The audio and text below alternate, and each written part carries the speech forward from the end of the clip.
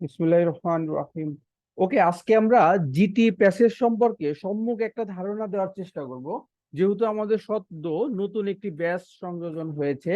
So তাদের উদ্দেশ্যে আমি কিছু বেসিক আইডিয়া দেব এবং আহ, একটা প্যাসেজ বা দুইটা প্যাসেজ হাতে কলমে প্র্যাকটিস করব ইনশাল্লাহ।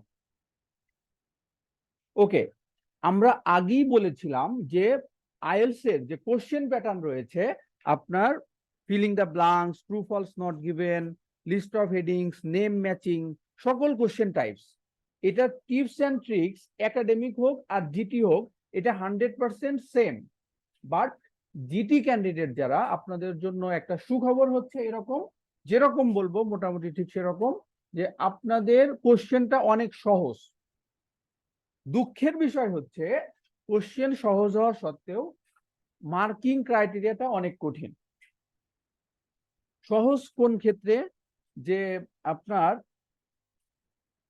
একটা প্যাসেজ থেকেই, ধরেন এখানে একটা প্যাসেজ আছে, একটা প্যাসেজ থেকেই আপনার 8টা কোশ্চেনের আনসার বের করতে হবে, জাস্ট এই ছোট্ট একটা প্যাসেজ, একটা পেজ থেকেই।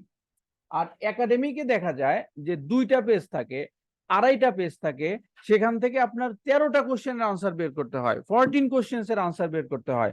তার মানে লোকেশন খুঁজে পাওয়াটাই কঠিন হয়ে যায়। আর জিটিতে আপনার টোটাল 5টা প্যাসেজ থাকে। জিটিতে সবাই একটু দয়া করে লিখে রাখেন ভাই, সবাই একটু লিখে রাখেন, ইনশাল্লাহ আপনার কনসেন্ট্রেশনটা ভালো থাকবে।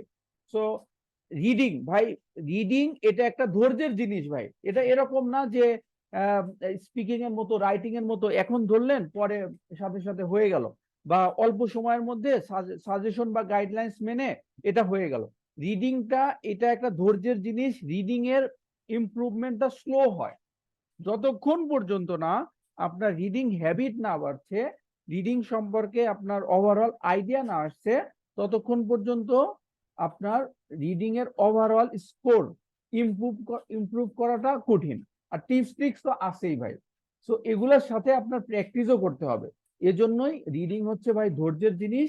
এটা একটু মানে বিনয়ী হয়ে ধৈর্য ধরে, বাচ্চাদের মতো, বাচ্চারা যেরকম ধরে ধরে বুঝে বুঝে, কিছু বুঝলেও পরে, না বুঝলেও পরে, বারবার চেষ্টা করে, এইভাবে আমরা যদি বিনয়ী হই তাহলে ইনশাল্লাহ রিডিং এ অল্প সময় ইমপ্রুভ করতে পারবো।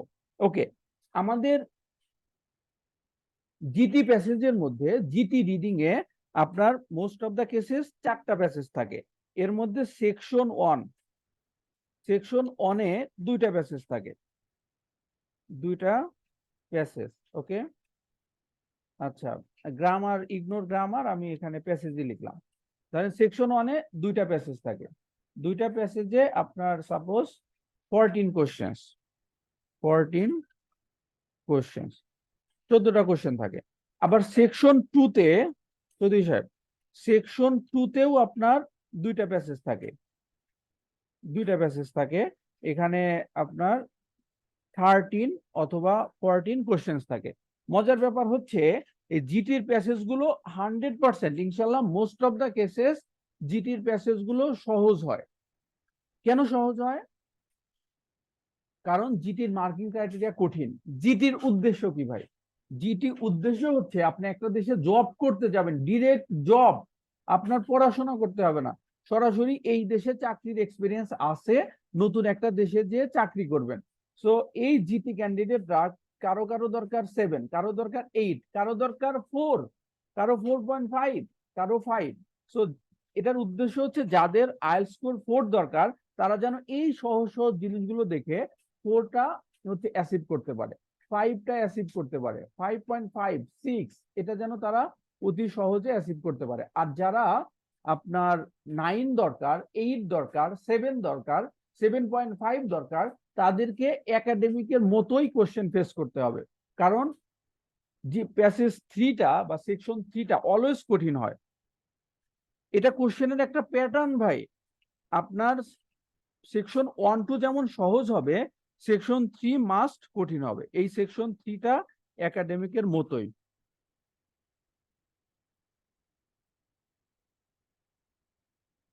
এখন আপনার টার্গেট যাই হোক না কেন, সাপোজ আপনার টার্গেট হচ্ছে 6, 7, 7.5 অথবা 4 অথবা 4.5, আপনি কি করবেন, এই সেকশন 1 এর যে 14টা কোশ্চেন আছে এটা মোস্ট অফ দ্য কেসেস সহজ হয়।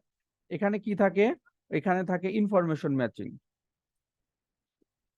এখানে থাকে ইনফরমেশন ম্যাচিং, এখানে থাকে true false not given, true false not given. Most of the cases sometimes differs. Okay, section 2 তে থাকে আপনার সেম ফিলিং দ্য ব্লাঙ্কস থাকে বেশিরভাগ সময়, ফিলিং দ্য ব্লাঙ্কস। সো কখনো কখনো ফিলিং দ্য ব্লাঙ্কসই থাকে 14টা, টোটাল কোশ্চেন কয়টা, 40টা। এই 40টা কোশ্চেনের মধ্যে কখনো কখনো আমরা দেখেছি এই জিটিতে 20-22টা পর্যন্ত শুধু ফিলিং দ্য ব্লাঙ্কসই থাকে, 20-22টা কোশ্চেন শুধু ফিলিং দ্য ব্লাঙ্কস। আর ফিলিং দ্য ব্লাঙ্কস হচ্ছে আইএলস এর কোশ্চেন জগতের সবচেয়ে সহজ একটা কোশ্চেন টাইপস। ওকে, 40টা কোশ্চেনের মধ্যে 20-22টা যদি শুধু ফিলিং দ্য ব্লাঙ্কসই থাকে, এছাড়া কি থাকে, information matching, true false not given, আপনি স্টেটমেন্ট ম্যাচিং, হোয়াট এভার, এই table summary completion, table completion, এগুলোই নোট কমপ্লিশন। সো এগুলোই আবার ফিলিং দ্য ব্লাঙ্কস এর মতোই। সুতরাং আপনি যে লেভেলেরই হন না কেন, আপনার সিলেবাস হচ্ছে ক্যামব্রিজ 11 থেকে ক্যামব্রিজ 17 নাম্বার পর্যন্ত। এটা হচ্ছে আপনার জিটি সিলেবাস। জাস্ট এইটা যদি ভালো করে পড়েন এনাফ, এনাফ। এই আপনার 7 পেতে চান, 8 পেতে চান, 9 পেতে চান, কোনো সমস্যা নাই ভাই। যারা একদম বিগিনার, ওকে, আপনি কিচ্ছু পারেন না, বোঝেন না, কিন্তু আপনি বিনয়ী, আপনি হচ্ছে লাগবেই, ভালো একটা স্কোর লাগবেই। তাহলে আপনি ধৈর্য ধরে, বাচ্চারা যেভাবে হচ্ছে হচ্ছে মানে চুপ করে একদম জিদ নিয়ে কোনো কাজ করে, আপনি এরকম ভাবে বাচ্চাদের মতো পড়াশোনা করবেন। পড়াশোনার ক্ষেত্রে আপনার কিছু সাপোর্ট দরকার, কিছু হেল্প দরকার, কিভাবে পড়তে হবে। সো এটা আমরা আপনাকে গাইড করছি। সো এটা ছাড়াও আমি আপনাকে আরেকটা সাজেশন দিচ্ছি, সেটা হচ্ছে ক্যামব্রিজ 11 থেকে ক্যামব্রিজ 16 পর্যন্ত আপনার সাইফুডস এর এই জিটি রিডিং বাংলা এক্সপ্লানেশন বই রয়েছে। ওকে, বাংলা এক্সপ্লানেশন বই আপনি 11 থেকে 16 এই 6টা বই, এই 6টা বই যদি আপনি কিনে নেন 11 থেকে 16, নীলক্ষেতে যে কোনো বইয়ের দোকানে যে আপনি অর্ডার করতে পারেন। সো সাইফুডস এর এই এই হচ্ছে 6টা বই, আপনি এখানে সম্পূর্ণ ব্যাখ্যা দেওয়া আছে। আমাদের যেমন লিসনিং এর ক্যামব্রিজ 16 বাংলা এক্সপ্লানেশন সলিউশন বইটা আছে, আমাদের একাডেমিক রিডিং এর বাংলা এক্সপ্লানেশন সলিউশন বইটা রয়েছে। বাট আমাদের সময়ের স্বল্পতার কারণে বা অন্যান্য কারণে আমাদের সময় একমাত্র মেইন কারণ যে আমরা এই বইগুলো লিখতে পারি নাই। বাট সাইফুডস এর বইটা আপনাদেরকে অনেক হেল্প করবে। আপনার পার্সোনালি পড়তে যে কোনো প্রবলেম ফেস করেন, এখান থেকে আপনি হেল্প পাবেন। আপনি আপনি রিডিং পড়তে যে আপনার ভোকাবুলারিতে প্রবলেম হবে, রিডিং পড়তে যে আপনার হচ্ছে ভোকাবুলারিতে প্রবলেম হবে। আমাদের ক্যামব্রিজের 10 থেকে ক্যামব্রিজ 17 পর্যন্ত আপনার ভোকাবুলারির বই রয়েছে জিটি রিডিং এর। ওকে, জিটি রিডিং। সো এখান থেকে আপনি কোনো ভোকাবুলারি মুখস্থ করতে হবে না, কিন্তু শুধুমাত্র আপনি দেখবেন, জাস্ট দেখবেন যে এই ওয়ার্ডটার মানে কি, এটা দিয়ে কিভাবে আনসারটা আসছে। সো আপনার টার্গেট যাই হোক না কেন, আপনি প্রথমে সেকশন 1 এর 14 কোশ্চেন্স, সেকশন 2 এর 13-14 কোশ্চেন্স, প্রথম 27টা কোশ্চেন আপনি আগে শেষ করবেন। Remember dear respected brothers and sisters, আপনার এই সেকশন 3টা অবশ্যই কঠিন হবে।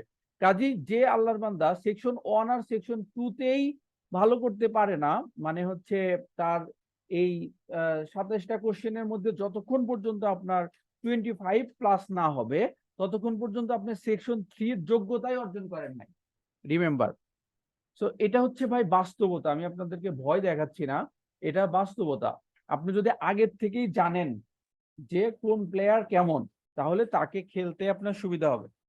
যেমন আপনার সাকিব আল হাসান, বাংলাদেশের হচ্ছে মুস্তাফিজুর রহমান, টি-20-তে এদেরকে সবাই মেরে খেলে না, শুধু চায় যে ওর ওভারে যেন আমার উইকেটটা না যায়, আর অন্য বলারদের হচ্ছে মেরে খেলে। কাজেই আপনার 1 থেকে 27 এটা সহজ, এদেরকে হচ্ছে আপনার এদের বলে রান করাটা ইজি, আর সেকশন 3টা কঠিন, সুতরাং ওকে দেখে শুনে আপনার 6 মারতে হবে। সো এইভাবে আপনি শুরু করেন যে আগে 27টা কোশ্চেন শেষ করবেন, যতক্ষণ পর্যন্ত 27টার মধ্যে 25 প্লাস না হবে ততক্ষণ পর্যন্ত সেকশন 3-তে যাবেন না। সেকশন 3 আপনি চিন্তা করেন ভাই, এই যে আপনার আইএলটিএস এ ব্যান্ড স্কোর রয়েছে, band score GT band score, okay, আপনি দেখেন 27টা কোশ্চেনে যদি হয় মাত্র 5.5, 30টা কোশ্চেনে যদি হয় 6, একাডেমিক রিডিং এ যদি 30টা হয় লয়েল আপ্পা আপনার হচ্ছে 7, ওকে, একাডেমিক রিডিং এ 30টা হলে পাবেন 7, আর জিটি রিডিং এ দেখেন 40টা হলে পাবেন 9। একটা যদি ভুল হয় ভাই সাথে সাথে 0.5 ক্রস, দুইটা যদি ভুল হয় সাথে সাথে এক ব্যান্ড স্কোর নাই, যদি 3টা ভুল হয় 4টা ভুল হয় সাথে সাথে 7.5, সো 7 6.5, মানে খুবই কাছাকাছি, যে উপরের রেঞ্জে একটা ভুল করছেন মানে আপনার হচ্ছে এক ব্যান্ড স্কোর নাই, এরকম একটা অবস্থা। সুতরাং আপনি কোনোভাবেই ভুল করা যাবে না যত সহজই হোক। এটা হচ্ছে আপনাদের GT IELTS band score, listening GT academic, এটা আপনার আমাদের হোয়াটসঅ্যাপ নম্বরে নক দিলে আমরা সবাইকে এগুলো ফ্রিতে দিয়ে দিব, কোনো সমস্যা নেই, আর এগুলো অনলাইনে অ্যাভেলেবল, ওকে। তাহলে দেখেন আপনি প্রথমে 27টা কোশ্চেন সলভ করবেন, এটা আপনার একমাত্র সিলেবাস এই ক্যামব্রিজের 11 থেকে 17। এখন মূল প্রশ্নে যাই এবং প্র্যাকটিস করা শুরু করি। সেকশন 1 1 থেকে 14, সেকশন 1 এ 2টা প্যাসেজ থাকে, এই যে আমরা আগেই বলেছিলাম সেকশন 1 এ 2টা প্যাসেজ, এই একটা প্যাসেজ মিউজিক ক্লাবস, এটা একটা হেডিং, সুতরাং এখানে কি কি কোশ্চেন আছে, এখানে আছে হচ্ছে আপনার for which club are the following statements true, মানে স্টেটমেন্ট ম্যাচিং, সো কোন স্টেটমেন্টটা কোনটার সাথে যাচ্ছে, এগুলোর বোঝার জন্য ন্যূনতম একটু রিডিং হ্যাবিট লাগবে। টিপস ট্রিক্স এর পাশাপাশি রিডিং হ্যাবিটটা আপনার বাড়াইতে হবে, যে পড়েই যেন মিনিংটা বুঝতে পারবেন, ওকে। আর রিডিংটা এরকম না যে একটা প্যাসেজ পড়লেন আর এরপর থেকে আর ভুল হবে না, একটা প্যাসেজ পড়লেন অল্প একটু প্র্যাকটিস হলো, আর একটা প্যাসেজ পড়লেন ভিন্ন ভোকাবুলারি, ভিন্ন গ্রামার, ভিন্ন অর্থ, সো ঝামেলা। স্টেটমেন্ট ম্যাচিং, এটা একটু পরে আনসার করবেন ফাইনাল পরীক্ষাতে, কারণ এগুলো একটু সময় সাপেক্ষ। এরপর হচ্ছে বায়োলজিক্যাল রিসার্চ ইনস্টিটিউট, হেডিংটার নাম হচ্ছে বায়োলজিক্যাল রিসার্চ ইনস্টিটিউট, বুঝলাম যে বায়োলজি নিয়ে কোথাও রিসার্চ হয় এরকম একটা ইনস্টিটিউট। দেখি এখানে প্রশ্নটা কি আছে, এখানে আছে filling the blanks, one word only, just একটা ওয়ার্ড বসাইতে হবে। ভাই একটা ওয়ার্ড আমরা কোথা থেকে বসাবো, এটা কি আসমান থেকে উড়ে এসে জুড়ে বসবে নাকি প্যাসেজ থেকে আসবে? 100% প্যাসেজ থেকে আসবে, প্যাসেজের বাইরে থেকে তো আর কিছু থাকবে না। সুতরাং ফাইনাল পরীক্ষায় আমরা এই ফিলিং দ্য ব্ল্যাঙ্কস আগে আনসার করব। এরপরে দেখেন এই ফিলিং দ্য ব্ল্যাঙ্কস সবচেয়ে সহজ, এবং এটা থাকে হচ্ছে আপনার সিরিয়ালি পাওয়া যায়, মানে 9 নাম্বার কোশ্চেনের আনসার এই প্রথমে পাওয়া যাবে, ওকে, 10 নাম্বার প্রশ্নের আনসার তারপরে পাওয়া যাবে, 13 নাম্বার তারপরে পাওয়া যাবে। আমরা চোখ খোলা রেখে বলতে পারি যে 14 নাম্বার কোশ্চেনের আনসার শেষে পাওয়া যাবে, প্যাসেজের শেষে।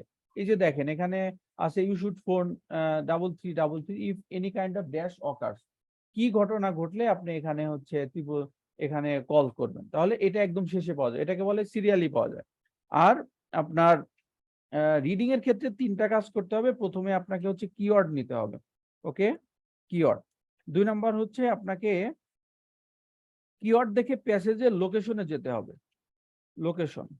আর 3 নাম্বার হচ্ছে ম্যাচিং, মিলকরণ, আপনাকে হচ্ছে এই প্রশ্নের সাথে প্যাসেজের কথাটা অবশ্যই মিল থাকবে, অর্থগতভাবে 100% মিল থাকবে, সেটা সিনোনিম করে হোক, সেটা প্যারাফ্রেজ করে হোক, সেটা গ্রামারের ভিন্নতার কারণে হোক, সেটা চেহারার ভিন্নতার কারণে হোক, ছোট সেন্টেন্স হোক, বড় সেন্টেন্স হোক, যেভাবেই হোক অর্থটা সবসময় মিল থাকবে, ওকে। সো প্রথমে আমরা কিওয়ার্ড নিব প্রশ্ন থেকে। কিওয়ার্ড মানে কি? কিওয়ার্ড মানে সেই ধরনের ওয়ার্ড যে ওয়ার্ড নিলে আমরা বুঝতে পারি যে এই কথাটা প্যাসেজের কোথায় আছে। সো প্রথমে এখান থেকে আমরা একটা মেসেজ নেব, মেসেজ নিয়ে আমরা প্যাসেজে যাব, তারপর মিল করার ট্রাই করব, যেখানে জাস্ট একটা ওয়ার্ড আপনাকে বের করতে হবে, ওকে। আমরা এটা হাতে কলমে প্র্যাকটিস করছি। এরপরে দেখেন সেকশন 2 তে 2টা প্যাসেজ থাকবে, ওকে। এখানে একটা হচ্ছে negotiating a better salary package for your new job, দেখেন এটা পড়েই আমরা আইডিয়া পাচ্ছি যে একটা নতুন চাকরিতে অধিকতর ভালো স্যালারির জন্য আপনাকে নেগোশিয়েট করতে হবে, দরদাম করতে হবে। ওকে, এরপরে হচ্ছে দেখেন আপনার এটাও ফিলিং দ্য ব্লাঙ্কস, সেম নিয়ম কানুন। ওকে, এই যে 15 থেকে 20 ফিলিং দ্য ব্লাঙ্কস। আবার পরে দেখেন কোশ্চেন 21 to 27, এখানে আছে হচ্ছে how to run a successful project. একটা সাকসেসফুল প্রজেক্ট কিভাবে রান করবেন। তো এখান সম্পর্কে এটাও ফিলিং দ্য ব্লাঙ্কস। ওকে, এটা বলছে যে চার্ট বিলো এটা কমপ্লিট করতে হবে, বাট চার্ট কমপ্লিট মানেও আদতে এটা একটা filling the blanks. No more than 2 words মানে কি চৌধুরী সাহেব? নো মোর দ্যান 2 ওয়ার্ডস এর মানে হচ্ছে আপনি 2টা ওয়ার্ডের বেশি বসাইতে পারবেন না, বাট একটাও হইতে পারে, হয় 2 ওয়ার্ডস হবে, আনসারটা হয় 2 ওয়ার্ডস হবে, অর 1 ওয়ার্ড হবে। কিন্তু এরকম সম্ভব না যে আচ্ছা আমি 2টা ওয়ার্ডের বেশি যখন হবে না তাহলে একটাও হইতে পারে, একটাও নাও হইতে পারে, না, একটা না একটা ওয়ার্ড হবেই। জাস্ট একটু ফান করার চেষ্টা করলাম, জানি না আসলে ফানটা হলো কিনা। যাই হোক, ফান হোক আর না হোক, আমরা পড়াশোনায় ফেরত যাই। So no more than 2 words মানে হয় 2টা শব্দ, না হয় একটা শব্দ। ওকে, এরপর হচ্ছে দেখেন সেকশন 3। ওকে, সেকশন 3টা কঠিন হয় মাস্ট। এটা ভাই মানে আমাদের মেন্টালি প্রিপেয়ার্ড রাখতে হবে, মেন্টালি প্রিপেয়ার্ড না হলে ঝামেলায় পড়বেন। এখন টাইমিং এর ব্যাপারটা দেখেন, টাইমিং এর ব্যাপারটা আমি হচ্ছে ধরেন এই ক্যামব্রিজ 11 থেকে ক্যামব্রিজ 15, 16, 17, আগে তো 15, 16, 17 আমরা যখন প্র্যাকটিস করছি তখন ছিল না এগুলো, এগুলো ধাপে ধাপে আসছে। সো এই প্রথম যে 27টা কোশ্চেন এটা আপনি যখন অনেক বেশি প্র্যাকটিস করবেন দেখবেন 20 মিনিট 25 মিনিটের মধ্যেই প্রথম 27টা কোশ্চেন শেষ। এখন প্যাসেজ শুধুমাত্র সেকশন 3 আছে 13টা কোশ্চেন, তাহলে 13টা কোশ্চেন আপনি 35-40 মিনিট সময় পাচ্ছেন। সো আপনার জন্য টাইম অনুসারে, সরি, আপনার স্কোর অনুসারে, আপনার ধরেন স্কোর অনুসারে আপনার টাইমিংটা সেট করতে হবে। আপনার এখানে 40টা কোশ্চেন আছে, আপনার স্কোর দরকার হচ্ছে 4, আপনার স্কোর দরকার 5, আপনার স্কোর দরকার 6, তাহলে আপনাকে 40টা কোশ্চেনে সমভাবে সময় দিতে হবে। ব্যাপারটা এরকম না, যার স্কোর দরকার 4, যার দরকার 5, যার দরকার 4.5, যিনি ইউকে তে কেয়ার ভিসায় যেতে চান বা যার হচ্ছে 5 হলেই হবে, তিনি শুধুমাত্র ক্যামব্রিজের 16 থেকে 11 থেকে 17 শুধুমাত্র প্রথম 27টা কোশ্চেনই আপনার কাজ। পরীক্ষার হলেও ট্রাই করবেন যে প্রথম 27টা কোশ্চেন থেকে আপনার যেন ভুল না হয়, প্রথম 27টা কোশ্চেন থেকে আপনার যেন ভুল না হয়। তারপরে শেষের 13টা আপনি ফাঁকা রেখে আসবেন তা না, আপনি কিছু না কিছু আন্দাজে দাগায় দিয়ে আসবেন। যার স্কোর দরকার 4, যার দরকার 5। ভাই এভাবে আমরা প্রচুর স্টুডেন্টকে আলহামদুলিল্লাহ অনেক দিন থেকেই পড়িয়েছি এবং তারা অনেকেই সফলতা পেয়েছে। কেউ দরকার 4, 4.5, তারা 6 পেয়ে বসে আছে, 5.5 পেয়ে বসে আছে, বাট টার্গেট হচ্ছে 4.5। কারণ কি, তারা আগের থেকে ছেড়ে দিয়েছিল যে ওকে আমার স্কোর দরকার 4, আমি এটাই পাবো, আমার স্কোর দরকার 5, আমি এটাই পাবো। তো যখন আপনি ছেড়ে দেওয়ার মানসিকতা রাখবেন তখন আপনার যেটা রিকোয়ারমেন্ট সেটা ফুলফিল হবে। যখন আপনি একটাও ছাড়বেন না, যেটা দরকার সেটাও হতে পারে নাও পাইতে পারে। সো স্ট্র্যাটেজি নিয়ে আগাইতে হবে। যার দরকার 4 তিনি 27টা কোশ্চেনের উপরেই সন্তুষ্ট থাকেন, আর যার দরকার 5, 6 উনি 27টা কোশ্চেন ভালো মতো জোর দেন, কিন্তু বাকি 13টা থেকে না হলেও তো আপনার আর 30টা হচ্ছে না, বাকি 13টা থেকে না নিলে তো আপনার আর হচ্ছে 5, 6 হচ্ছে আসতেছে না। সো আপনি বাসায় প্র্যাকটিস করার সময় আগে 27টা পড়বেন, কিন্তু অবশ্যই তারপরে ক্যামব্রিজ 11 থেকে 17 পর্যন্ত সেকশন 3টা পরে দেখবেন।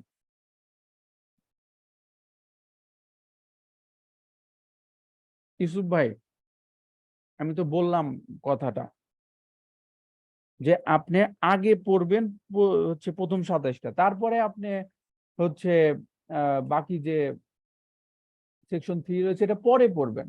ওকে,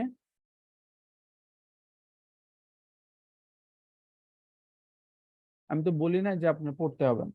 আপনি মানে 5, 6 নিয়ে হচ্ছে আপনি টেনশন করতেছেন, আপনি রিকোয়ারমেন্ট 4, আপনি 7 এর এক্সপেক্ট করে শুধু শুধু হতাশায় ভুগবেন কেন? আপনি আগে 4 কনফার্ম করেন, আপনি আগে 6 কনফার্ম করেন, তারপরে না আপনি হচ্ছে 7 এর আশা করবেন। ওকে, তাহলে টোটাল হচ্ছে আপনার 1 ঘন্টা সময় পাবেন, টোটাল 1 ঘন্টা। এর মধ্যে আপনি ট্রাই করেন যে যার দরকার 4, যেমন ইউসুফ ভাই বললেন তার 4 দরকার, তাহলে আপনি এনশিওর করেন যে আপনার যে স্কোরটা না হলেই নয়, সেটা যেন মানে মাস্ট হয়ে যায়।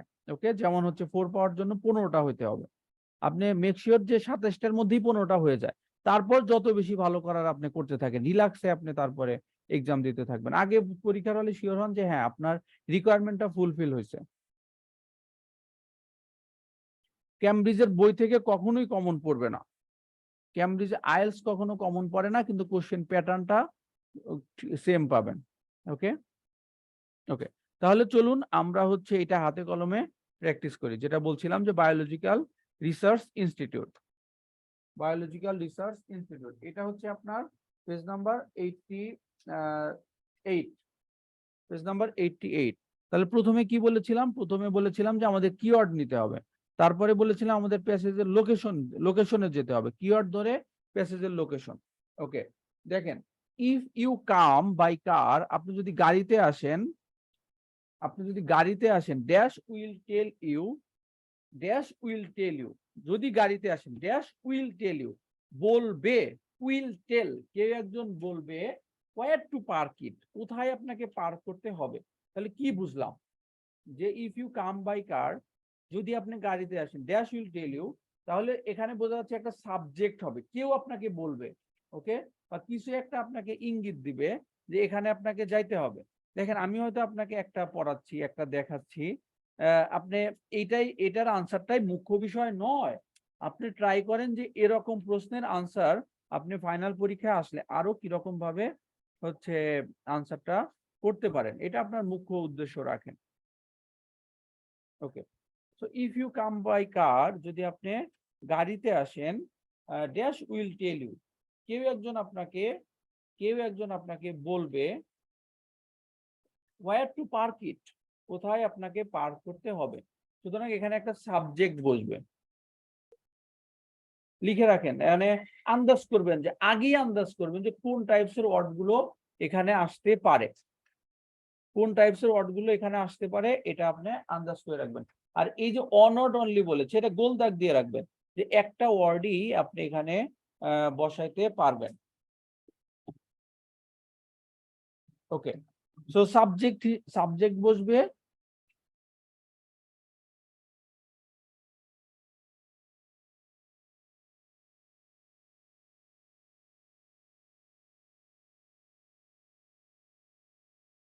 ওকে, একজন বলছেন যে বিশ্বজিৎ ভাই বলছেন যে মানে ওয়ার্ক পারমিটে কত স্কোর লাগে। এটা এক এক দেশে এক এক রকম, এক এক প্রোগ্রামের জন্য এক এক রকম, যেমন কেউ ডক্টর, কেউ ইঞ্জিনিয়ার, কেউ হচ্ছেন আপনার আহ, ওই যে আপনার টেকনোলজি নিয়ে কাজ করেন, কেউ কার্পেন্টার, কেউ মিস্ত্রি, কেউ ওই মানে ছোটখাটো অনেক ধরনের জব রয়েছে।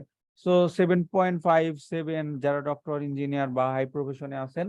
আর হচ্ছে যেমন ইউকের কেয়ার ভিসা 4.5, কানাডাতেও কিছু কিছু প্রোগ্রাম রয়েছে, সেখানে 5.6, এগুলোর জন্য আপনি হোয়াটসঅ্যাপে নক দিবেন, ক্লাসে এগুলো কাইন্ডলি বলবেন না। ওকে, আমাদের তো হচ্ছে পরে ডিসকাস করবো ইনশাল্লাহ, এই যে এই নাম্বারে নক দিবেন। ওকে, আমরা ক্লাসে শুধু ক্লাসের মানে আইএলটিএস এর পড়াশোনাগুলোই করব। ওকে, এরপর দেখেন আপনার advice on dash can be seen on notice board, এখানে দেখেন প্যাসিভে বলা আছে,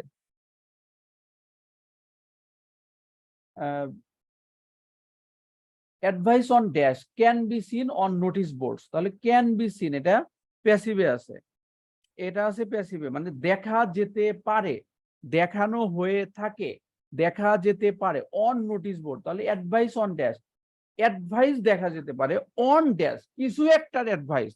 ভাই আপনাকে শুধুমাত্র বের করতে হবে কিসের অ্যাডভাইস, কিসের অ্যাডভাইসটা নোটিশ বোর্ডে পাওয়া যেতে পারে।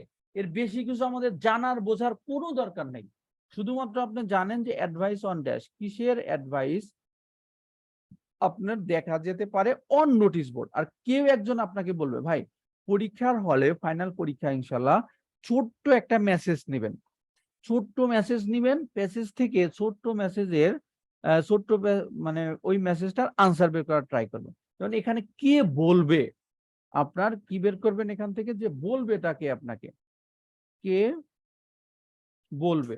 ওকে, হু উইল টেল ইউ, কে? আপনার প্রশ্ন হচ্ছে কে? আপনি পুরো সেন্টেন্সের মিনিং নিলেন, এত কিছু করলে এত কিছু মাথায় থাকবে না। এটাই স্বাভাবিক। You will need to obtain authorisation, আপনাকে অথরাইজেশন নিতে হবে বা স্বীকৃতি নিতে হবে বিফোর টাচিং ইকুইপমেন্ট। একটা ইকুইপমেন্ট টাচ করার পূর্বে আপনাকে স্বীকৃতি নিতে হবে সাস অ্যাজ, উদাহরণ হিসাবে। সাস অ্যাজ উদাহরণ আমাদেরকে শুধুমাত্র বের করতে হবে যে উদাহরণ হিসাবে কোন জিনিসটার নাম দেয়া আছে, যে জিনিসটা অবটেইন অথরাইজেশন অবটেইন করতে হবে আপনার, এইটার হচ্ছে বিফোর টাচিং ইকুইপমেন্ট, এই ইকুইপমেন্টটা টাচ করার পূর্বে উদাহরণ হিসাবে কোন নামটা দেয়া আছে আমাদের জাস্ট এই ইনফরমেশনটা প্যাসেজ থেকে দরকার। এর বেশি আমাদের কিছু দরকার নেই। জাস্ট কোন ইকুইপমেন্টটা উদাহরণ হিসাবে সাস অ্যাজ, লাইক, ইজি যদি দেওয়া থাকে, এই সব কিছুর মানে হচ্ছে উদাহরণস্বরূপ। উদাহরণস্বরূপ এটা বোঝায়।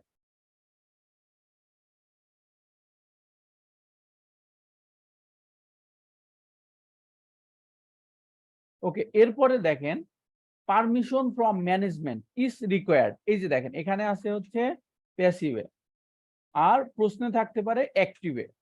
If you want to do any kind of dash,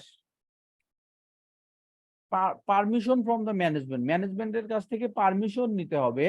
if you want to do any kind of, of এর পরে শুধু অফ না, যে কোনো প্রিপোজিশনের পরে সাধারণত নাউন ফর্ম হয়, নাউন ফর্ম হয়। আর সবচেয়ে উত্তম হচ্ছে আপনি যদি মিনিংটাকে কিওয়ার্ড হিসেবে নেন।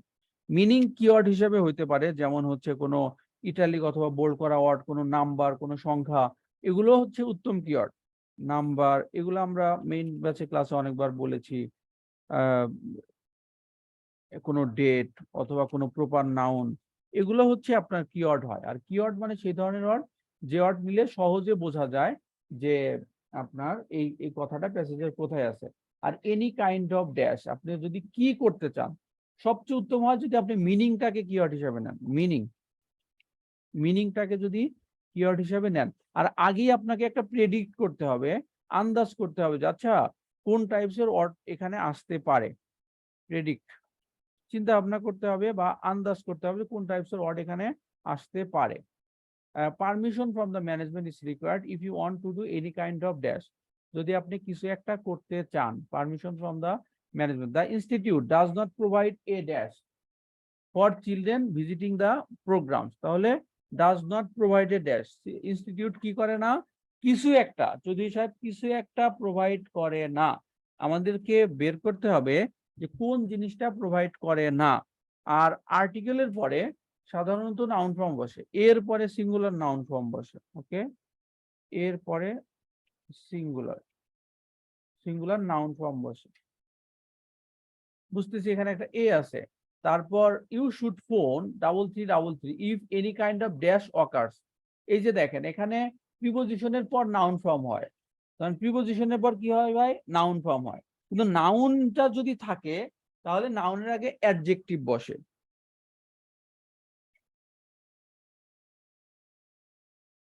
যেমন ধরেন আই অ্যাম, সহজ একটা এক্সাম্পল দেন, I am going to market, তাহলে টু এর পরে কি হবে, প্রিপোজিশন টু, এরপরে হচ্ছে নাউন ফর্ম হবে।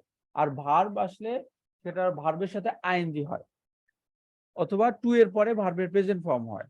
তাহলে I am going to market, I am going to আপনার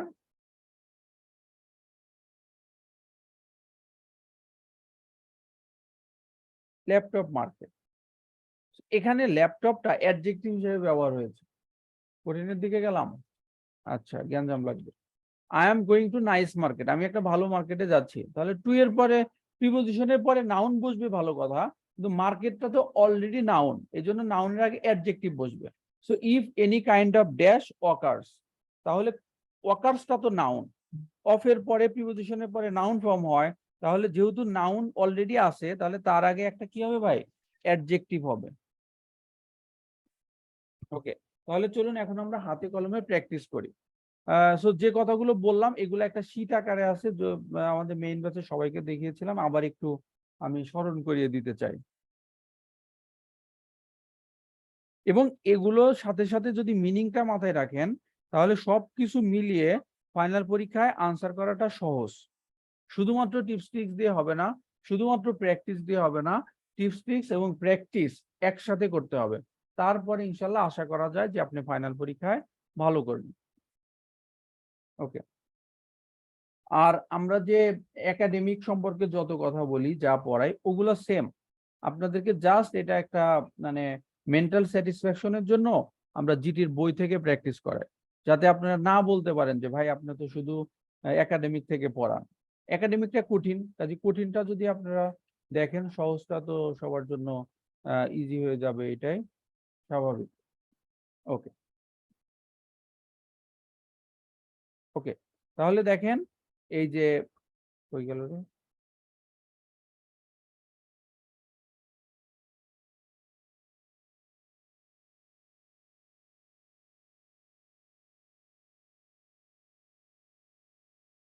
ওকে, আপনাদের আগেই দেখিয়েছিলাম, আবার একটু স্মরণ করে দিচ্ছি যে এই রিডিং 5 স্টেপস মেথড, 1 নাম্বার হচ্ছে কোশ্চেন ভালো মতো পড়তে হবে, বুঝতে হবে।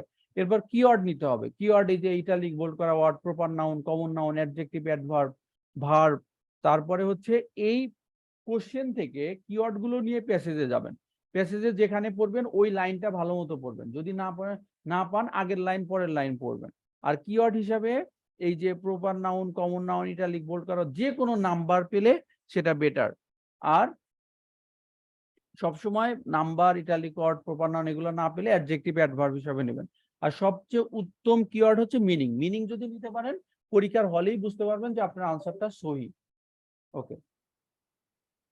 আর এই যে এই গ্রামারের যে নিয়ম কানুনগুলো, টু এর পরে ভার্বের প্রেজেন্ট ফর্ম হয় অথবা নাউন হয়। এম ইজ আর ওয়াজ এর পরে ভার্বের সাথে আইএনজি। হি হ্যাজ হ্যাড এর পরে ভার্বের past participle form. Modal verb will, would, shall, should, may, might এর পর ভার্বের প্রেজেন্ট ফর্ম। বি এর পরে ভার্বের পাস্ট পার্টিসিপল। নাউনের পরে ভার্ব হয়। নাউনের পরে ভার্ব, যেমন এই যে dash will tell you. So কে বলবে, শুরুতে একটা নাউন হবে অথবা প্রোনাউনও হতে পারে, যেমন ড্যাশ উইল, কে আমাকে বলবে। সো নাউনের পরে যদি ভার্ব হয় তাহলে ভার্বের আগে নাউন হবে। কোথায় সিঙ্গুলার নাউন হয়, কোথায় প্লুরাল নাউন হয়, এগুলো একটু দেখবেন। যেমন এ এন, এন থাকলে বুঝবেন যে ভায়েল দিয়ে শুরু হয়, এরকম একটা ওয়ার্ড ফিলিং দ্য ব্ল্যাঙ্কসে বসবে। Positive case, my, his, her, your, their, এরপর মাস্ট নাউন ফর্ম হবে, এগুলো পজিটিভ কেস। অ্যাডজেক্টিভের পরে নাউন ফর্ম হয়, এরপর অ্যাডভার্বের পরে সাধারণত ভার্ব হয়। প্রিপোজিশনের পরে নাউন ফর্ম হয় অথবা ভার্বের সাথে আইএনজি হয়। কিন্তু কিছু প্রিপোজিশন আছে ব্যতিক্রম, যেমন টু, টু এর পরে ভার্বের বেস ফর্ম হয় বা প্রেজেন্ট ফর্ম হয়। কিন্তু with a view to, look forward to, get use to, এগুলোর পর ভার্বের সাথে আইএনজি হয়। দেয়ার অথবা ইটের পরে ভার্বের ভার্ব হয়। ওকে, সো এগুলো একটু মাথায় রাখবেন। এরপর you should phone doubt if any can dash occurs. Occurs যেহেতু হচ্ছে আপনার নাউন, এর আগে একটা অ্যাডজেক্টিভ হবে, অ্যাডজেক্টিভ। ওকে, তাহলে চলুন আপনি এই 9 নাম্বার কোশ্চেনের আনসার শুরুতে পাবেন, মাস্ট 9 নাম্বার প্রশ্নের আনসার পাবেন শুরুতে। তাহলে 9 নাম্বারে কি বলেছে, if you come by car, যদি আপনি গাড়িতে আসেন, subject who will tell you, dash will tell you where to park it. মিনিংটা মাথায় রাখবেন, আনসার বের করাটা সহজ হবে। কে কে আপনাকে বলবে যে কোথায় পার্ক করতে হবে, কার কার এত বড় সাহস। ওকে, শুরু থেকে পড়ি আমরা। আর কয়টা কোশ্চেন সিরিয়ালি আসে, কয়টা কোশ্চেন সিরিয়ালি আসে না, এগুলোর লিস্ট আমি আপনাদেরকে এর আগে ক্লাসে দেখিয়েছিলাম। সো আপনারা জানেন 13টা কোশ্চেন টোটাল আসে, এর মধ্যে 10টা সিরিয়ালি পাওয়া যায় আর বাকি 3টা সিরিয়ালি পাওয়া যায় না। 9 নম্বর কোশ্চেন আনসার একদম শুরুতে পাবেন। Okay, welcome to the biological research institute. ভাই এগুলো আমাদের কিচ্ছু লাগবে না, আমাদের শুধুমাত্র লাগবে কে বলবে যে কোথায় পার করতে হবে। এজন্য এগুলো আমরা স্কিমিং এন্ড স্ক্যানিং করব, যে চোখ বুলিয়ে যাব যে আমাদের আনসারটা বের করা যায়। We hope that your visit will be enjoyable and interesting. এগুলো আমাদের দরকার নাই। Please read the information below and comply with the instructions given. On arrival, you should report to the reception building by the main entrance gate, where you will be issued with a pass. This must be visible at all times during your visit to the campus. আচ্ছা, কে বলবে আমাকে park করতে হবে, এখানে কি পার্কের কথা কোথাও আছে? ওকে, if you driving a vehicle, please inform reception. They will contact security, who will identify the area where you should park your car. So তাহলে দেখেন এখানে এত কথা আছে। ধরেন কিছু কিছু ওয়ার্ড আছে যেগুলো আনসারই না, যেগুলোর সাথে প্রশ্নের কোনো সম্পর্ক নাই, ওইসব জায়গায় আপনার অনেক কঠিন অর্থ থাকে, মিনিং কঠিন থাকে, প্যাসেজ কঠিন থাকে, বোঝাই যায় না কি অর্থ। বাট ওটা দরকার নাই, ওটা আপনাকে এমনি মানে ভেজালে রাখে। আমাদের কি দরকার যে কে বলবে, কার এত বড় সাহস যে আমাদের বলবে যে কোথায় পার্ক করতে হবে। সো এখানে বলেছে যে if you are driving a vehicle, আমরা যেটাকে ভেহিকল বলে থাকি। সো পিএইচডি সমপরিমাণ গবেষণায় দেখা গিয়েছে যে রিডিং এ আপনার মানে প্রোনাউন্সিয়েশন নিয়ে কোনো মার্ক হয় না, কারণ রিডিং এ শুধু আনসারটা লিখবেন, ওইভাবে মার্ক দিয়ে ব্যান্ড স্কোর হবে। সো প্রোনাউন্সিয়েশন যাই করেন কোনো সমস্যা নেই।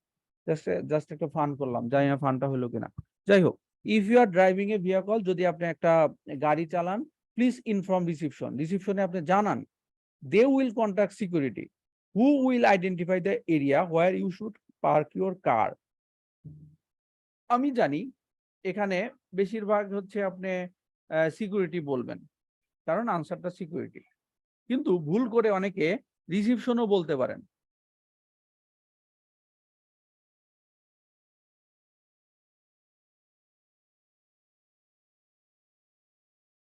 ওকে, so if you driving a vehicle, যদি আপনি গাড়ি চালান রিসিপশনকে জানান, রিসিপশন সিকিউরিটিকে জানাবে who will identify the area. তাহলে ডাব্লিউএস কোশ্চেন রিলেটিভ প্রোনাউন সবসময় আগের অর্থটাকে বোঝায়। এখানে ডাব্লিউএস কোশ্চেনের আগের অর্থ কোনটা? সিকিউরিটি। ওকে, ডাব্লিউএস কোশ্চেনের আগের অর্থ they will contact security who will identify the area, যে হচ্ছে একটা এরিয়া আইডেন্টিফাই করবে where you should park your car, যে হচ্ছে যেখানে আপনাকে where you should park your car. তাহলে where you should park your car মানেই হচ্ছে হোয়ার টু পার্ক ইট, এটা আপনাকে কোথায় পার্ক করতে হবে। ভাই পরীক্ষার হলে তো অল্প সময়, আর আমরা আমাদের এই জিটি কোশ্চেন মনে হয় আর এইসব পানির মতো সহজ। সো এইরকম ভেবে অনেকের ভুল হয়। অনেকে কি করেন যে আহ, এই যে ভেহিকল থাকলে রিসিপশনে বলতে হবে, রিসিপশন জানাবে সিকিউরিটিকে, সিকিউরিটি আমাদের বলবে কোথায় পার করতে হবে। আপনি ভাবতে পারেন যে রিসিপশনই মনে হয় আমাদেরকে বলবে, না, রিসিপশন আমাকে বলবে না। আপনি কল দিবেন রিসিপশনে, রিসিপশন সিকিউরিটিকে বলবে, সিকিউরিটি আপনাকে বলবে যে কোথায় পার করতে হবে। সো ভুল করার কোনো সুযোগ আছে বলে আমি মনে করি, হ্যাঁ। তবে আসল আনসারটা হচ্ছে এখানে to they will contact security. সুতরাং কে বলবে আপনাকে এই খবরটা? সিকিউরিটি বলবে। সিকিউরিটি উইল টেল ইউ, একটা ওয়ার্ডই বসবে। ওকে, সো অনেক সময় যদি একটা ওয়ার্ড চায়, এই যে এখানে যেমন অন নট অনলি বলেছে, তখন যদি এর সাথে অ্যাডজেক্টিভ থাকে, এ থাকে, এন থাকে, এগুলা কোনো কিছু বসবে না। ওকে, যেহেতু একটা ওয়ার্ড অন নট অনলির কথা বলা হয়েছে। ওকে, সো এরপরে আমরা 10 নম্বর কোশ্চেন দেখি। Advice on dash can be seen on notice board. Notice বোর্ডের উপরে কিছু একটার অ্যাডভাইস থাকবে, আমাদেরকে খুঁজে বের করতে হবে যে কিসের অ্যাডভাইস।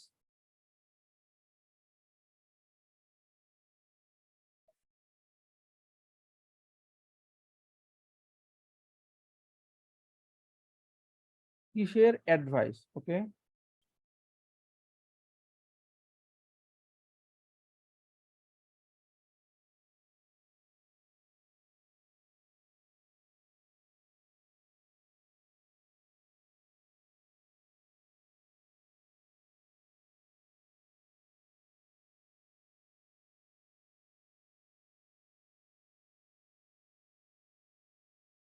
কিসের অ্যাডভাইস? আর কিচ্ছু জানার দরকার নাই ভাই। আপনি ভালো স্টুডেন্ট হন, খারাপ স্টুডেন্ট হন, দ্রুত পড়তে পারেন পারেন না, এগুলো আমাদের কিচ্ছু জানার দরকার নেই। শুধুমাত্র দরকার যে অ্যাডভাইস, কিসের অ্যাডভাইস, মানে ড্যাশ অন অ্যাডভাইস, কিছু কিছু একটার অ্যাডভাইস যেটা এই নোটিশ বোর্ডে থাকবে। তাহলে এরপর থেকে আমরা পড়ে যাব, এর আগে কখনো থাকবে না। এই যে 9 নম্বর কোশ্চেনের আনসার যেখানে পেয়েছি, এর পরে পাবো। Please ensure that you park it in the designated area. You must keep the campus speed limit 10 miles per hour at all times. Cars are parked at the owner's risk. কার্সটা হচ্ছে নিজের রিস্কে রাখতে হবে। এরপরে for your own safety, please follow the instructions displayed on notice boards around the campus, as well as all instructions issued by authorized personnel. তাহলে কি বলা আছে যে instruction displayed on notice board, এই যে নোটিশ বোর্ডটা আমাদের জন্য কিওয়ার্ড ছিল। তাহলে এখানে ডিসপ্লেড মানে সিন, কিছু একটা দেখা যেতে পারে। ভাই যারা অ্যাডভান্স লেভেল আছেন বা পারতেছেন, দয়া করে তাড়াহুড়ো করবেন না, হ্যাঁ। আপনি একটু আরেকটু রিসার্চ করেন, আরেকটু বোঝেন। এখানে যেরকম প্যাসিভে বলা আছে, ফাইনাল পরীক্ষা ইনশাল্লাহ এরকমই প্যাসিভের কোশ্চেন গুলো পাবেন। তাহলে আমাদেরকে ওইভাবেই প্রিপারেশন গুলো নিতে হবে। তাহলে can be seen on notice board, notice বোর্ডের উপরে কিছু একটা দেখা যেতে পারে। তাহলে কিসের অ্যাডভাইস? তাহলে ফলো দ্য ইনস্ট্রাকশনস, ইনস্ট্রাকশনস মানে অ্যাডভাইস। তাহলে কিসের advice? Follow the instructions displayed on notice board, এইটুকুর মধ্যে পাচ্ছি না। As well as instructions by authorised person. ভাই আমরাই তো ভুল করি, আমরাই তো স্টুডেন্ট, তাই না? সো ভুল করে যখন আপনি একটা ওয়ার্ড আনবেন, সাপোজ পার্সোনাল ওয়ার্ডটা মনে হলো, আপনার অবুঝ মন বলছে যে পার্সোনাল হবে, তাহলে অ্যাডভাইসড অন পার্সোনাল, এটা একটু মিলান তো পুরো পুরো মিনিংটা হয় কিনা।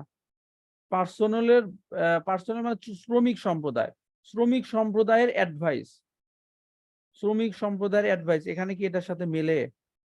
এটা হচ্ছে বাই অথরাইজড পার্সোনাল, মানে বাই মানে দ্বারা, এখানে যে অর্থটা বসাবেন সেটা মিলাবেন, পুরো অর্থটা মিলাবেন। আমরা যেমন সমীকরণ দেখি যে 2 + 3 = 4 + 2 1, ওকে, = 5, 5 আপনার মিলাইতেই হবে। তো কিসের অ্যাডভাইস, এটা আমাদেরকে বের করতে হবে। So for your own safety, দেখেন প্রথমে আনসারটা চুপ করে ঘাপটি মেরে বসে আছে। তো এইভাবে আমাদেরকে চিন্তা করে আনসারটা বের করতে হবে।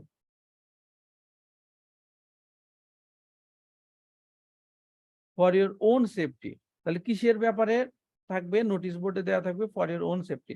তাহলে দেখেন এইভাবে প্রথমেও থাকতে পারে, আবার শেষেও আনসার চুপটি মেরে বসে থাকতে পারে, যাতে করে আমরা ওদেরকে না দেখি, পলানটুক খেলবে আমাদের সাথে এই প্রশ্ন আনসার।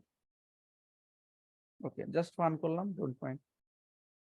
এরপর হচ্ছে 11 নাম্বার, না বুঝলে আওয়াজ দিয়েন। হ্যাঁ, question number 11, you will need to obtain authorization before touching equipment such as. শুধুমাত্র দরকার যে উদাহরণ হিসাবে কিছু একটা ধরার আগে অনুমতি নিতে হবে। এই কথাটা কোথায় বলা আছে? আমাদের আর কিছু দরকার নেই। এটা হচ্ছে আপনার 10 number, do not enter any restricted areas, কোনো মানে রেস্ট্রিক্টেড এরিয়াতে যাবেন না, প্রবেশ করবেন না। অর টাচ এনি মেশিনারি, কোনো মেশিনারি টাচ করবেন না। Or other equipment unless authorised, eureka eureka, পেয়েছি পেয়েছি। সো অথরাইজ ছাড়া কোনো ইকুইপমেন্ট অথবা কোনো মেশিনারি হচ্ছে টাচ করা যাবে না। এই যে ডু নট এন্টার, নটটা এখানে কমন, ওকে, নটটা common. Do not enter any restricted area, restrict এরিয়াতে যাবেন না, অথবা টাচও করবেন না। এনি মেশিনারি, কোনো মেশিনারি টাচ করবেন না। অর আদার ইকুইপমেন্ট, অথবা অন্য কোনো সরঞ্জামাদি, কোনো মেশিনারি অথবা সরঞ্জামাদি। মেশিনারি মানে হচ্ছে মেশিনপত্র, যেমন যেটা দিয়ে হচ্ছে ধরেন জেনারেটর একটা মেশিন, আর সমস্ত সম্পদগুলো মিলে সেটাকে বলা হয় আপনার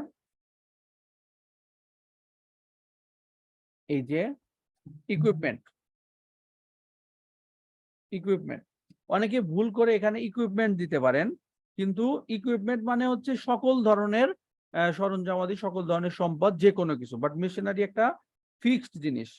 সাস অ্যাস, উদাহরণ হিসাবে একটা নামই আছে। ও ভাই, সবাই বুঝতে পারছেন কি? এখানে উদাহরণ হিসাবে একটাই আছে। আমি বললাম যে আমার বাসার কোনো জিনিস ধরবি না, আমার বাসার কোনো জিনিস ধরবি না, যেমন ল্যাপটপ। উদাহরণটা কইতে পারতেছি না। ধরেন যে আমার বাসার ল্যাপটপ সহ কোনো মানে সম্পত্তি ধরবি না, এরকম একটা বিষয়। সো ল্যাপটপ সহ কোনো সরঞ্জামাদি বা ল্যাপটপ সহ কোনো ইলেকট্রিক আইটেমস ধরবি না। অথবা আমার বাসার ওই যে ওটার নাম কি, ওয়াশিং মেশিন, ওয়াশিং মেশিন সহ কোনো ইলেকট্রিক মেশিন তুই ধরবি না। সো এখানে এই ইলেকট্রিক মেশিন হচ্ছে ইকুইপমেন্ট, আর মেশিনারি হচ্ছে একটা প্রোডাক্ট, যেটা হচ্ছে ওয়াশিং মেশিন। সো মেশিনারি অথবা ইকুইপমেন্ট। এখন ইকুইপমেন্ট দিলে ভাই ভুল হবে, যেহেতু সাসেস উদাহরণ হিসাবে একটা নামই আপনাকে হচ্ছে দিতে হবে। আর এখানে ইকুইপমেন্ট মানে সকল কিছুকে একসাথে একসাথে বোঝাচ্ছে, এজন্য আনসার হচ্ছে মেশিনারি। এভাবেই ভুল হয়। আপনি কি করবেন যে মেশিনারি না ইকুইপমেন্ট, ইকুইপমেন্ট না মেশিনারি,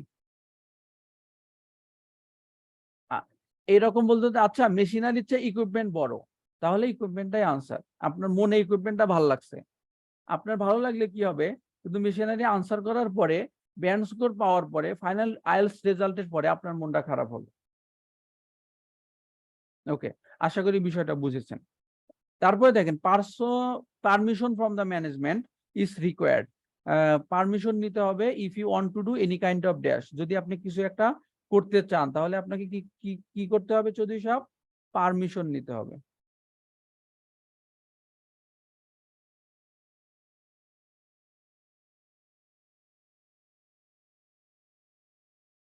পারমিশন নিতে হবে if you want to do any kind of dash. যদি আপনি কিছু ধরনের কিছু একটা করতে চান তাহলে আপনাকে পারমিশন নিতে হবে।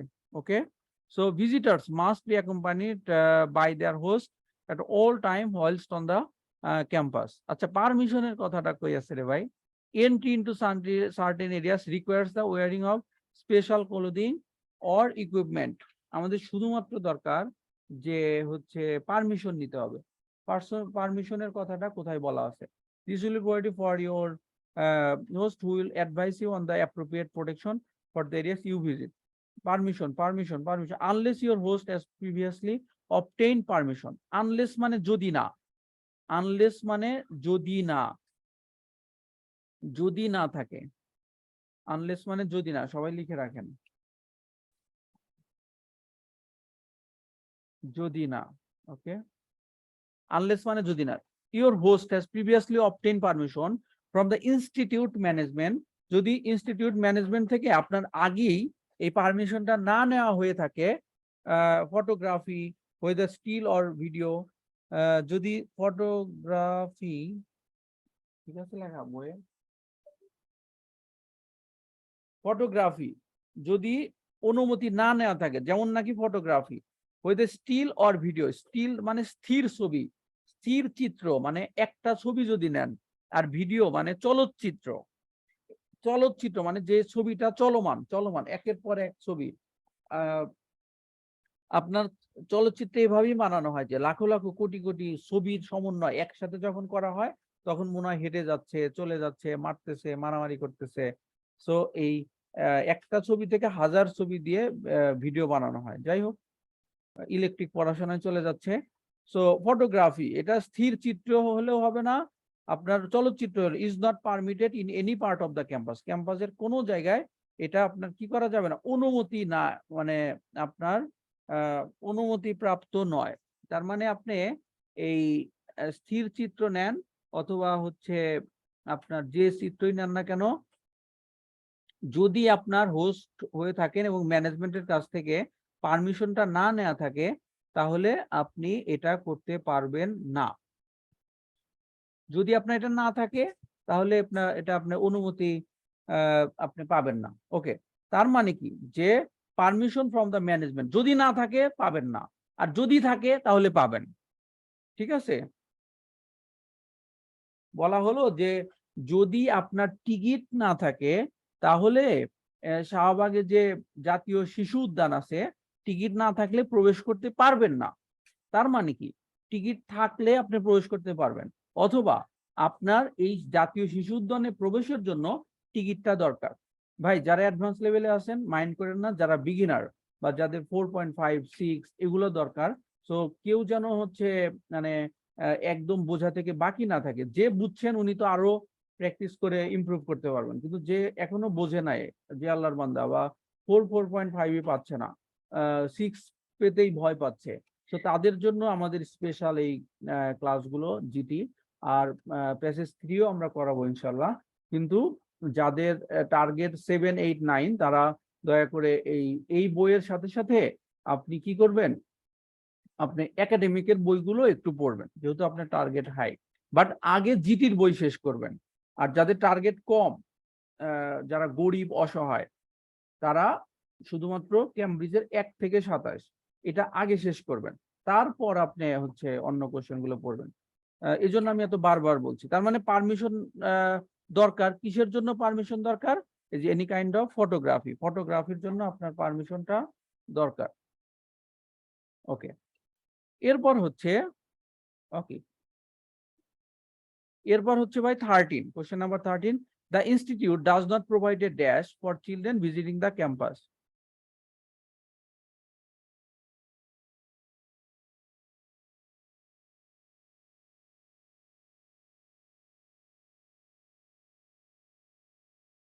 The institute does not provide, bhai, don't mind, হ্যাঁ বিশ্বজিৎ ভাইয়া, সিনিয়র ভাইয়া, রেসপেক্টেড ব্রাদার, আমি জাস্ট ফান করার চেষ্টা করছি, আপনি মাইন্ড করেন না। The institute does not provide a dash. Institute কিছু একটা দেয় না, আমাদের শুধুমাত্র বের করতে হবে, চৌধুরী সাহেব, আমাদের শুধুমাত্র বের করতে হবে যে ইনস্টিটিউট কি দেয় না, ইনস্টিটিউট কি প্রোভাইড করে না।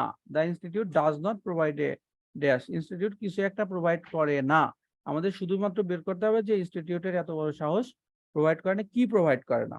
Okay, children under the age of 16 must be accompanied by an adult at all times, সকলের জন্য 16 বছরের নিচে মানে আপনার বড়দের আন্ডারে বা বড়দের সাথে থাকতে হবে। Should only be brought on campus if the institute management has previously agreed to this. No nursery facilities are available for visiting children. তাহলে এই যে for children visiting the campus, eureka পেয়ে গেছি এই যে visiting the children। এখানে visiting মানেই হচ্ছে এটা প্রেজেন্ট পার্টিসিপলের একটা রুলস, এখানে এইভাবে বলা যায় যে হু ভিজিটিং এর পরিবর্তে বলা যায় হু visit.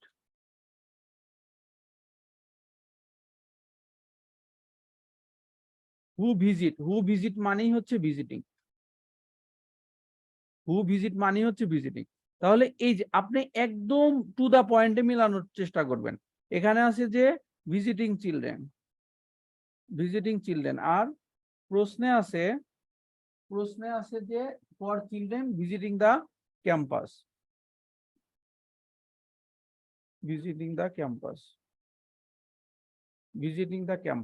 Okay. The institute does not provide dash, কি দেয় না, তাহলে দেয় না কি দেয় না, চিলড্রেন আমাদের এই সেই, তাহলে চিলড্রেনদেরকে অ্যাডাল্ট দেয় না বা বড় মানুষ দেয় না, কি দেয় না, ব্রড অন ক্যাম্পাস দেয় না, মেলে না, ইনস্টিটিউট দেয় না, মেলে না। নো নার্সারি ফ্যাসিলিটিস মানে এটা থাকে না।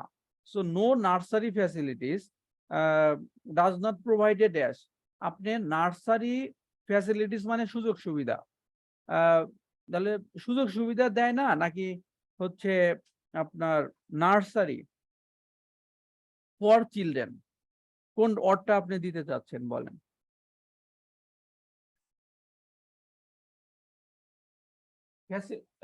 The institute does not provide a facilities for children, এর পরে কি ফ্যাসিলিটিস দেওয়া যায়? চৌধুরী সাহেব, এ নার্সারি ফ্যাসিলিটিস, আপনি কি এর পরে ফ্যাসিলিটিস দিতে পারবেন? আপনি দুইটা ওয়ার্ড হলে এখানে একটু মানে একটু ভালো লাগতো আর কি, ওকে। কিন্তু এখানে তো আপনি দুইটা ওয়ার্ড দিতে পারবেন না, তার মানে চিলড্রেনদের জন্য নার্সারি সুবিধাটা নাই, okay. So provide does not provide a nursery for children. আর এখানে দেখেন, এখানেও নো মিলে গেছে, ডাজ নট মিলে গেছে।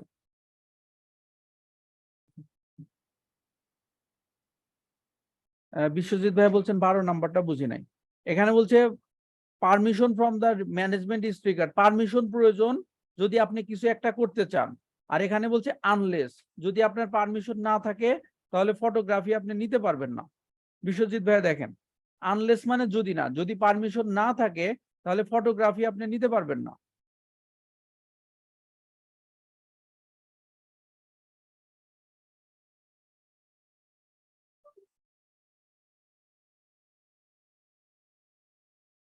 এই যে এখানে হচ্ছে in any part of the campus, still video, এই যে is not permitted in any part of the campus, photography is not permitted, এটা হচ্ছে একটা অতিরিক্ত কথা, যে ফটোগ্রাফি সেটা স্থির হোক আর চলচ্চিত্র আপনি যদি অনুমতি না থাকে নিতে পারবেন না, তার মানে কি ফটোগ্রাফি নেওয়ার জন্য আপনার পারমিশন দরকার। বিশ্বজিৎ ভাই,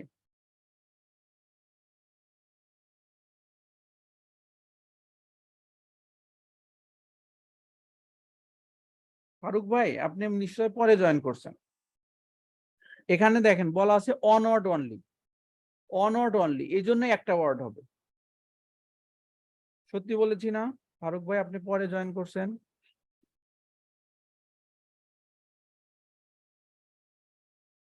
ওকে, বিশ্বজিৎ ভাই কি বুঝতে পারছেন? তাহলে অনুমতি না থাকলে ছবি তুলতে পারবেন না। তাহলে এখানে কি করতে হবে? এই এটার জন্য, ছবি তোলার জন্য অনুমতি লাগবে, এই কথাটাই ঘুরিয়ে বলা আছে। আর এখানে হচ্ছে একটা ওয়ার্ড নেওয়া যাবে, যে নট অনলি বলেছে, এই জন্য শুধুমাত্র nursery. Last question, you should phone 3333 if any kind of dash occurs. Occurs noun, নাউনের আগে অ্যাডজেক্টিভ বসবে। অকার্স নাউন, নাউনের আগে অ্যাডজেক্টিভ বসবে। Okay, if in the event of an accident, অ্যাক্সিডেন্টের ক্ষেত্রে কল 3333, 3333 কল দিতে হবে, and request the assistance of site first aid personal. First aid person মানে দ্রুত সাহায্যের জন্য আপনাকে এই 3333 অথবা 3333 অথবা 3333 যেমনি কন তেমনি সই।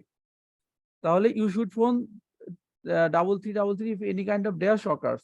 তাহলে কি ঘটে, কি ঘটে, কি ঘটলে আপনার এটা আপনি দিতে পারবেন। If any kind of dash occurs, if any kind of dash ঘটাস, তাহলে কোন ধরনের ঘটনার পরিপ্রেক্ষিতে কি। অন্য সবাই কি ক্লিয়ার? অ্যাক্সিডেন্ট, এখানে আপনি একটু মাঝে মাঝে মিলানোর ট্রাই করবেন। আচ্ছা দেখি তো, এই কোন আপনি যে অর্ডটা আপনি ফাইনাল পরীক্ষায় তো ভুল অর্ডও বসাইতে পারেন, আপনি তো শিওর না যে আপনি সহি অর্ডটা বসালেন না ভুল অর্ডটা বসালেন, তখন আপনি এইভাবে মিলিয়ে দেখবেন।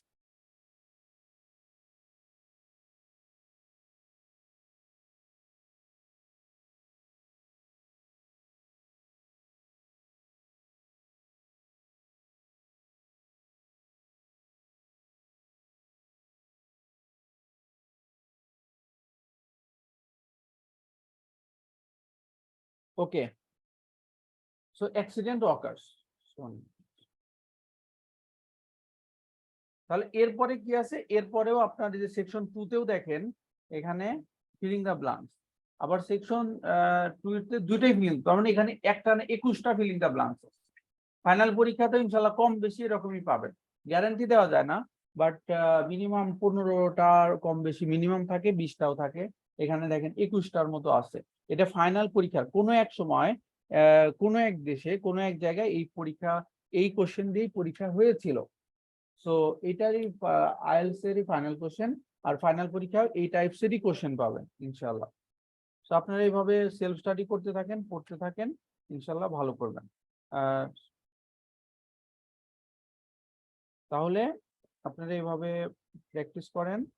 আর যেভাবে বললাম যে প্রথমে পড়বেন হচ্ছে কোশ্চেন 1 থেকে 27, এরপরে হচ্ছে বাকি যে বিষয়গুলো আছে সেগুলো পড়বেন।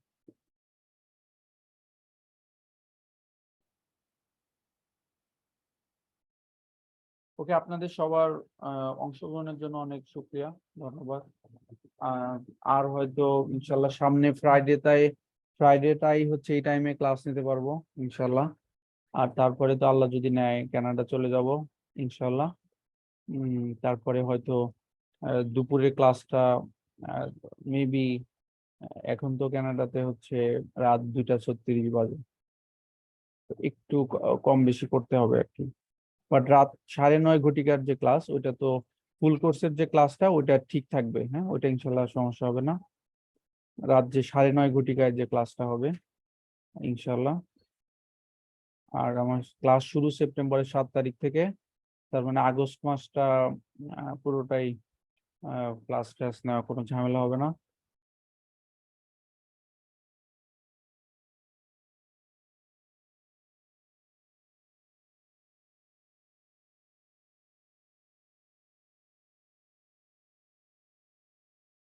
ভাই নীল খেতে গেলে সাইপ্রাসের বই পেয়ে যাবেন, কোনো সমস্যা নেই। নীল খেতে, হ্যাঁ, অথবা আপনি হচ্ছে একটা ইয়ের নাম্বার, নাবিল ভাইয়ের নাম্বারটা নেন, নাবিল ভাইয়ের নাম্বার।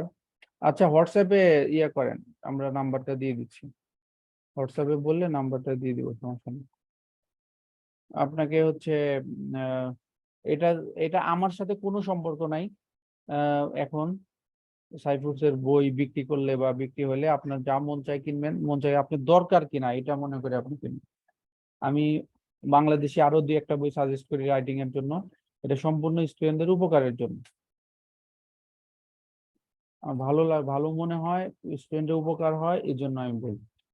তো এখানে যারা আমাকে চেনেন না আগে থেকে বা ব্যাচের স্টুডেন্ট না, তারা কেউ ভুল বুঝবেন না।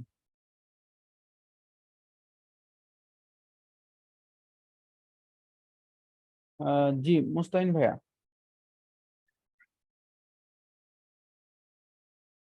জি আসসালামু আলাইকুম মুস্তাহিন আসসালামু ভাইয়া। আলাইকুম। জি ওয়ালাইকুম আসসালাম ভাইয়া, ভালো ভাইয়া আছেন? কেমন আছেন? জি আলহামদুলিল্লাহ ভালো।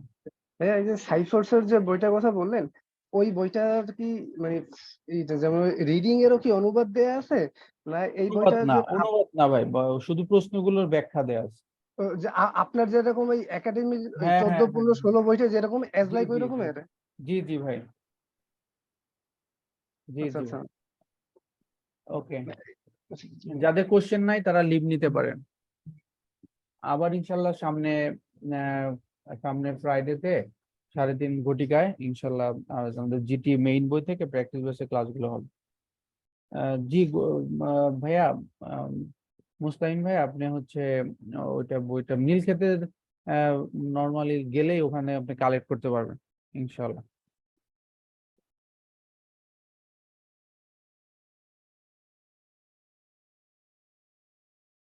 জি অরূপ ভাইয়া। জি ভাইয়া, বাকি সবাই লিভ নিতে পারেন, আমাদের ক্লাস শেষ। জি। হ্যাঁ ভাইয়া, শুনতে পাচ্ছেন? জি ভাইয়া শুনতে পাচ্ছি। আচ্ছা, ওই জিটির সিলেবাস যেটা আপনি আমাকে ক্যামব্রিজের বই যেটা 11-17 বলছেন, ওটা জিটির আলাদা ক্যামব্রিজ বই, জিটি। জিটির জন্য ক্যামব্রিজের তো দেখছি সবগুলো একাডেমিক, মানে এই জিটির জন্য কি আলাদা ক্যামব্রিজের বই হয় 11-17 এরকম কিছু? জি জি জিটির বই আলাদা, জিটির কোশ্চেনও আলাদা, জিটির বইও আলাদা। আচ্ছা ঠিক আছে, তাহলে এখন পর্যন্ত আপনি যেটা বললেন তার অনুযায়ী আমার ক্যামব্রিজের জিটির জন্য আলাদা করে আমাকে 11-17 পিডিএফ বা বই কালেক্ট করতে হচ্ছে, তাই তো? জি জি ভাই আলাদা বই। আচ্ছা ঠিক আছে। ওকে ওকে ভাইয়া। ভাই, আরেকটা জিনিস জানতে চাচ্ছিলাম ভাই, আমার তো আসলে 6.5 লাগবে, এর জন্য আসলে আপনি গাইডলাইনটা কি আর কিছু করবেন, আপনি মানে আপনি? পড়তে থাকেন, পড়ার তো বিকল্প নাই, আমরা শুধু গাইড করতেছি ইনশাল্লাহ, ওইভাবে আপনি পড়েন। তারপরে ইমপ্রুভ কতটুকু হলো জানান, আর আমাদের যে হোমওয়ার্ক গুলো দিয়ে এগুলো করতে থাকেন। আচ্ছা ঠিক আছে ভাই, okay, thank you so much. Okay, last question from Biswajit Das ভাইয়া, প্লিজ আস্ক ইউর কোশ্চেন। আসসালামু আলাইকুম জি জি ভাই।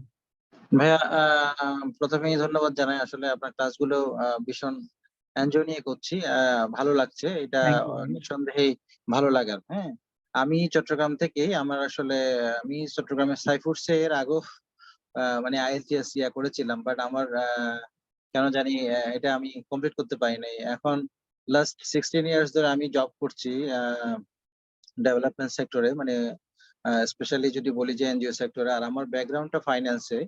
আমি অ্যাকাউন্টিং অনার্স মাস্টার্স, এমবিএ করেছি ফাইন্যান্সে, আইসিএম একটা চিটং থেকে আর কি, চিটং সেন্টার আচ্ছা থেকে। আচ্ছা। এখন চিটাগাং কোশ্চেন, আইসিএমএবি না, ওখান থেকে কয়টা জি জি সাবজেক্ট জি শেষ হয়েছে? জি জি, ওখানে কমপ্লিট হয় নাই এখনো। মানে কতক্ষণ চিটং, কতক্ষণ ঢাকায়, কতক্ষণ বরিশালে, এভাবে করে না ট্রান্সফারিং হওয়াতে সিএম আমি। তো সমস্যা নাই, ইভেন কানাডাতে যেও আপনি জি জি। সিএম কম মানে কন্টিনিউ করে রাখতে পারবেন। তো এখন যেটা হচ্ছে যে আমার কোয়েশ্চেনটা হচ্ছে যে ভাই, আমি দুটো টার্গেট নিয়েছি। একটা হচ্ছে যে আমি জব নিয়ে কানাডা অর ইউএসএ এটা করছি। বেসিক্যালি জিটি ট্রেনিংটা আমাকে শামীম ভাই রেফার করছিল, এবং উনি বলছে যে ভাইয়া আপনি এটা করে দেখেন, আমার ভাইয়া ক্লাসটা করায়। তো আমি আগ্রহ নিয়ে করছি এবং আশা করছি ভালো লাগছে, আমার প্রচন্ড ভালো লাগছে এটা। আপনাকে বেশি বললে আবার হয়তো বলবেন যে না, এটা আমি ভালো লাগছে, আমি ফিল করছি যে আমার কাছে ভালো লাগছে। থ্যাংক হ্যাঁ, ইউ। আরেকটা হচ্ছে যে মানে আমার কত স্কোর হলে আমি জিটি তে, আমি কানাডা আর ইউএসএ তে জব আপনি নিয়ে আমি স্টুডেন্ট, চেষ্টা করতে পারি? স্টুডেন্ট না তাই তো? জি না না না, জবের জন্য? জি জবের জন্য। জবের জন্য ভাইয়া এখন একটু টাফ। জি আমাদের যে ব্যাকগ্রাউন্ড, আমি নিজেও ঢাকা ইউনিভার্সিটি থেকে অ্যাকাউন্টিং এ বিবিএ এমবিএ, জি জি আবার হচ্ছে সিএ পড়েছি। আমারও টার্গেট ছিল আপনার পার্মানেন্ট রেসিডেন্ট যেটা পিআর, ওইটাতে যাওয়ার, কিন্তু করোনার পর থেকে এটার জি খুবই বাজে সিচুয়েশন, অনেক টাইম লাগছে। জি আর জি আনসার্টেন। আপনি বাংলাদেশ থেকে ম্যাক্সিমাম স্কোর নিয়েও জি আপনার সম্ভব হচ্ছে না। পিআর যেটা, জি আর জি পিএনপি কিছু প্রোগ্রাম আছে ওটা স্পেশালিস্ট যারা, জি অথবা আপনি যদি ডিরেক্ট একটা জব ম্যানেজ করতে পারেন, হ্যাঁ যেমন এইটার সিস্টেম আমি একটু কম জানি ভাইয়া। হ্যাঁ, জি জি এটা আপনি একটু ভাইয়া কাইন্ডলি যে শামীম ভাইয়ের সাথেই কথা বলেন যে পরবর্তী। আমি চেষ্টা করছি, হ্যাঁ, যেহেতু আমার ভাই আছে কানাডাতে, আমার কাজিন আছে একটা, আর আমার ফ্রেন্ড আছে দুইটা ইউএসএ তে, তাদের মাধ্যমে চেষ্টা করছি জবটা নিয়ে যদি যাওয়া যায়, তাহলে জি জি সেক্ষেত্রে আমি জাস্ট আপনার কাছে জানতে চাচ্ছি, যেহেতু আপনি দীর্ঘদিন ধরে এই স্টাডিটা দিচ্ছেন, হ্যাঁ, তো জি। আমার আইএলটিএস এর স্কোরটা কিরকম লাগবে আইএলটিএস জাস্ট? স্কোর ভাইয়া এটা মানে আপনি যে যে ইনস্টিটিউশনে যাবেন, যে কোম্পানিতে যাবেন, এটা হুম ওদের ওদের অ্যাকসেপ্ট করার উপর। হ্যাঁ, ওরা যদি আপনাকে 6 এ নেয় তো ওকে, তবে রাইট স্ট্যান্ডার্ড স্কোর হচ্ছে 6.5। অনেক ভালো ভালো কোম্পানি আছে যারা 7 এও আপনাকে নেবে না, 7.5, 8। আবার নিয়ম হচ্ছে ওখান থেকে আপনাকে যখন জব দিবে, জি আপনাকে কোম্পানি সিলেক্ট করলো, that's okay. But hmm hmm at first the Canadian government will verify hmm hmm are there any other employees who are still in Canada, হুম হুম মানে আছে কি নাই, এটা LMIA, labour market impact assessment, হ্যাঁ ওদের হ্যাঁ থেকে একটা সার্টিফিকেট আসবে যে হ্যাঁ ওকে, কানাডা থেকে পাওয়া যাচ্ছে না, তাহলে ওখান থেকে আনা যেতে পারে, আচ্ছা তারপর আচ্ছা। আপনি হচ্ছে অ্যাপ্লাই করতে পারবেন। তো ও এই যে দেখেন, আহ, আপনি যে কোম্পানি থেকে জব অফারটা পাচ্ছেন, হুম এটা হুম ভ্যালিড হইতে হয়। আপনার যদি জি যেহেতু ভাই আছে, পরিচিত আছে, তাহলে হুম উনি আপনাকে ভ্যালিড জব অফার দিবে। আদারওয়াইজ কি হয়, হুম LMIA তারপরে সব জব অফার, ধরেন ভুইফোর একটা সংগঠন, আমি একটা রাইট নাম দিয়ে রাখলাম যে হুম যদুমধু কোম্পানি ইন্ডাস্ট্রি অ্যান্ড লিমিটেড, তো সেটা হুম দিয়ে আপনাকে একটা জব অফার দিলাম। তো আবার LMIA, আমার জব অফার তো ঠিক আছে, আমি হুম কানাডাতে আমার হচ্ছে ধরেন কোম্পানি, কানাডাতে আমার প্রতিষ্ঠান, কিন্তু সেটা তো হচ্ছে যদুমধু কোম্পানি, সেটা হুম তো হচ্ছে আমার ওইভাবে স্ট্রং কোম্পানি না, অনেক দিনও হয় নাই বা ওরকমইও না। রাইট যদুমধু কোম্পানি হলেও সমস্যা নাই, যদি সকল নিয়ম কানুন গুলো ওরা মেনটেন করে, ক্রাইটেরিয়া গুলো ঠিক থাকে, এবং সত্যিকার অর্থেই আমার এই যদুমধু কোম্পানিতে আপনাকে দরকার, জি এখানে কানাডার গভর্নমেন্ট আমাকে অন্য কোনো লোক দিতে পারতেছে না, জি তখন তখন কি হয়, সত্যিকার অর্থেই অনেকে নিতে পারে। যেমন ধরেন, ডোন্ট মাইন্ড ভাইয়া, জাস্ট এক্সাম্পল, যে আপনি কানাডাতে থাকেন, আপনার একটা রেস্টুরেন্ট আছে, আমাকে জি বললেন যে আমার লোক দরকার, তুমি রেস্টুরেন্টে কাজ করার জন্য চলে আসো, আমাকে আপনি বললেন, সো জি ঠিক আছে, তা আমি যাব, আপনি তো আমাকে নিয়ে নিছেন, জি আপনি আমাকে নিয়ে নিছেন মানে আমার আইএলটিএস এ 4 থাকুক 5 থাকুক, আপনি আমাকে সিলেক্ট করছেন, এখন হুম আপনিও আমাকে নিতে যাচ্ছেন ছোট ভাই হিসাবে, আমিও যেতে যাচ্ছি। হুম হুম সরকার দেখবে যে এরা আসলে লিগ্যাল কিনা, রাইট এদের কোম্পানি ঠিক আছে কিনা, আর আমি ওখানে যে জব করব কিনা, নাকি শুধু যাওয়াটাই আমার উদ্দেশ্য। হুম এখানে মাঝখান থেকে সরকার থেকে, কিন্তু এখানে সুবিধা হলো যে এই ক্ষেত্রে টাকা খরচ খুবই কম। রাইট টাকা হ্যাঁ হ্যাঁ খাওয়ার জন্য ধরেন সাপোজ 10,000 ক্যাড দেখাইতে হবে, 10,000 ক্যাডে ধরেন, আগে তো ছিল 10,000 ক্যাডে 7 লাখ টাকা, এখন ধরেন 9 লাখ টাকাই হয়েছে জি ম্যাক্সিমাম। এই জি জি টাকাটাই, তাও তো আমার এটা খরচ হচ্ছে না, জি জাস্ট আমার ব্যাংক স্টেটমেন্ট দেখাতে হুম হচ্ছে। হুম রাইট তো এটা আমার জন্য খুব বেশি খরচের ব্যাপার না। সো এই ধরনের জব ইয়েটা একটু ভাই অনেক ক্রিটিক্যাল, কাজে আপনার যে পরিচিত ভাই, আহ, হুম হুম ওই ধরনের না হইলে আমরা প্রচুর পাই যে ফেক LMI দিয়ে টাকা নিয়েছে, মানে জি জি 12,000 টাকা খাইছে, ও 12,000 টাকা খাইছে ওটাই ওর লাভ, জি জি 30,000 টাকা খাইছে ওটাই ওর লাভ। জি আমি যেটা বুঝলাম ভাইয়া সেটা হচ্ছে যে আইএলটিএস স্কোরটা মানে হাই থাকলে, কম্পিটেন্সি যদি ভালো হ্যাঁ, থাকে, যদি হাই থাকে বেটার হয় আর কি, তাই না কি? জি জি, অবশ্যই অবশ্যই আইএলটিএস স্কোর তো, এটাই, এটা এটা একটা আপনার বিষয়। ভিসা পাওয়ার ক্ষেত্রে আহ, একটা জিনিস চিন্তা করেন বিশ্বজিৎ ভাইয়া, আপনার জি আইএলটিএস আছে 8, জি কানাডার গভর্নমেন্ট কি দেখবে, যে এই লোক আসে এখানে এই রেস্টুরেন্টে কাজ করুক আর না করুক, যা ইচ্ছা করুক, hmm he is our asset, he right might be our asset, না সেটাই সেটাই হি ইজ সেজন্য he is able to do any sort of job in Canada জি because he is capable of speaking English. Right তো এটার উপরেই তো আপনি দেখেন দুনিয়াতে বা বাংলাদেশে আইএলটিএস 7 পেয়েছে, আইএলটিএস 8 পেয়েছে, হুম, 7ই ধরেন, সে জি কি মানে চেয়েছে দেশের বাইরে যেতে কিন্তু পারে নাই, এরকম কিন্তু নরমালি হয় না। জি আপনি কম পেয়ে গেছে এই ধরনের উদাহরণ তো ভুরি ভুরি, ঠিক আচ্ছা আছে? জি কিন্তু জি আইএলটিএস ভালো করছে কিন্তু যেতে পারে নাই, 7-8 পেয়েছে। তো মানে এটা প্রায় সম্ভব না, অনন্ত জলিল হইলে হয়তো সম্ভব হতে পারে। ভাইয়া আরেকটা কি বিষয় কি জানতে চাচ্ছিলাম, সেটা হচ্ছে যদিও আমার জানা নেই, আইএলটিএস এ কি কোনো স্কোরিং এ কোনো সার্টিফাই করে ওরা ব্রিটিশ কাউন্সিল থেকে অবশ্যই সার্টিফাই আপনার করে যে না যে রেজাল্টটা স্কোরে দিবেন, বাংলায় একটা আপনার যে রেজাল্টটা দিবেন ওখানে বারকোড থাকে, ওখানে একটা আচ্ছা নাম্বার থাকে, রেফারেন্স নাম্বার থাকে। আচ্ছা ওই আচ্ছা রেফারেন্স না বারকোডে ক্লিক করলেই তো চলে আসে, আপনার রেফারেন্স নাম্বারে ক্লিক করলেই তো চলে আসে।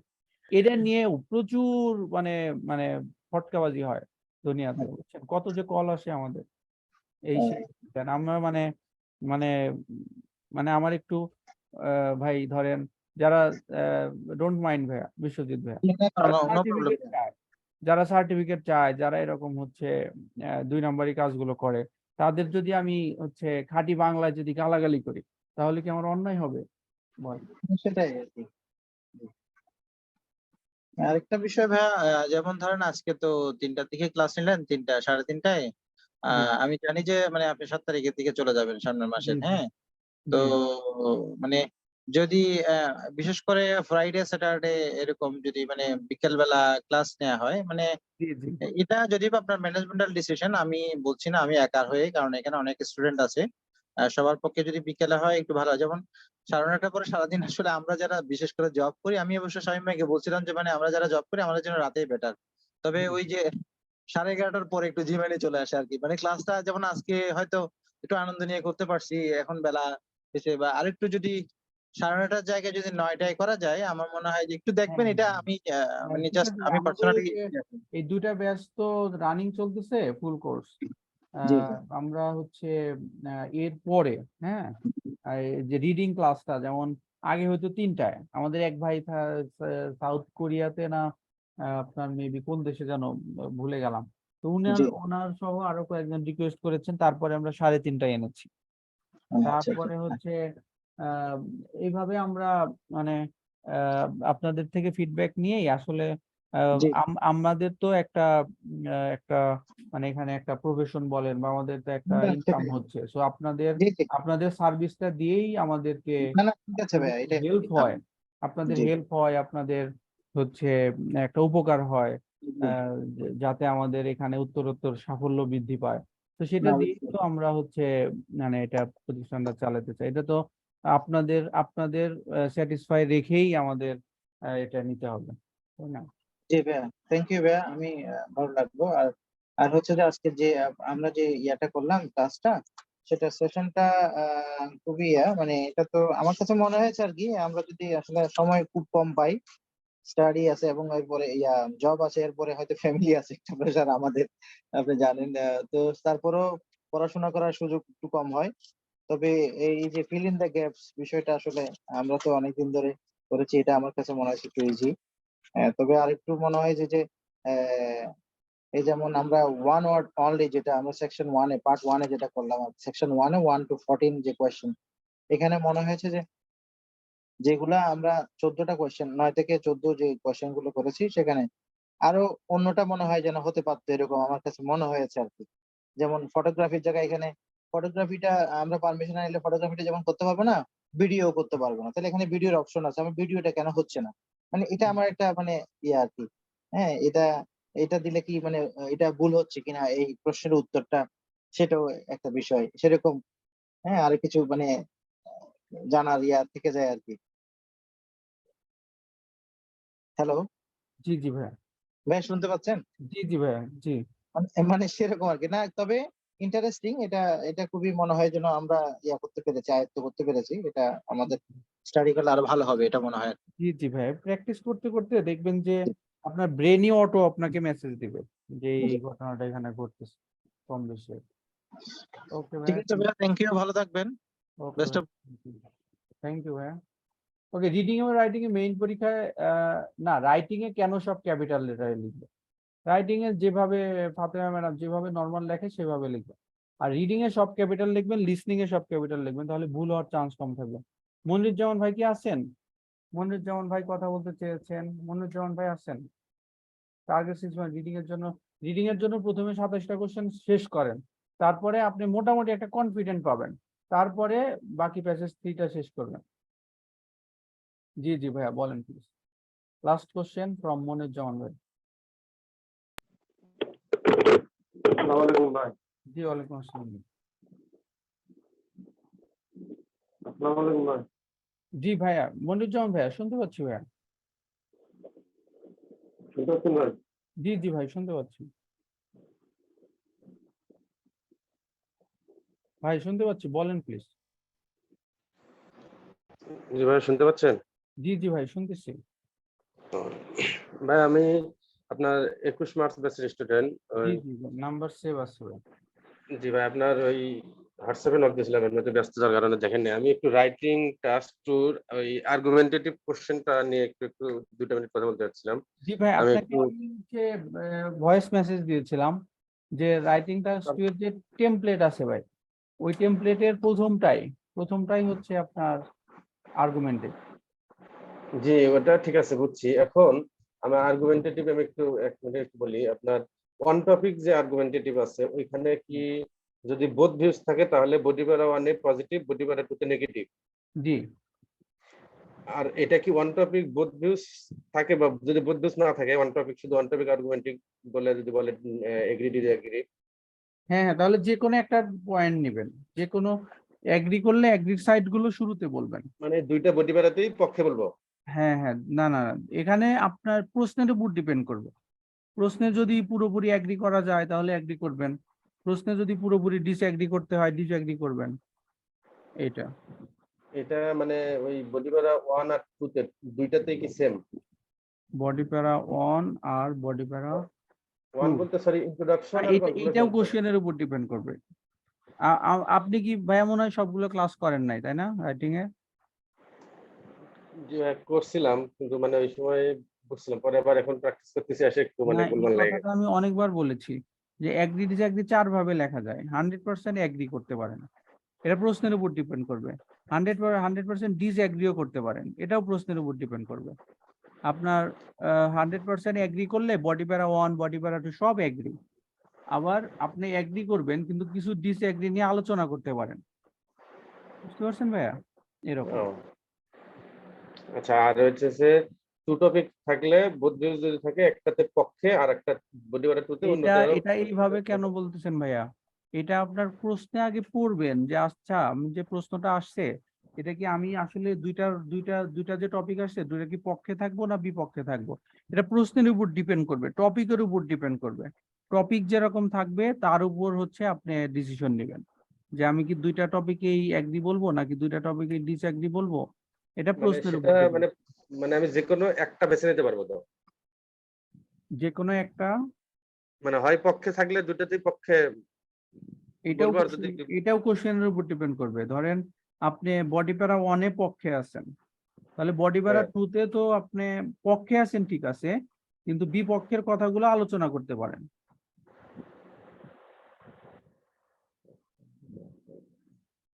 ঠিক আছে, ও, আচ্ছা ঠিক আছে ভাই, এইটা একটু সমস্যা কোশ্চেনের ছিল। উপর আর ডিপেন্ড করবে, আপনি আগে থেকে এভাবে ফিক্সড করবেন না যে একটা এগ্রি একটা ডিসএগ্রি, এরকম না।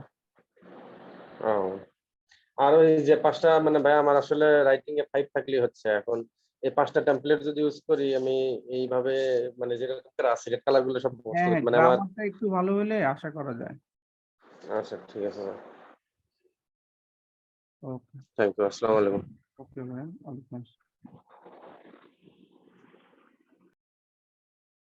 ওকে, আজকের মতো এখানেই সমাপ্তি।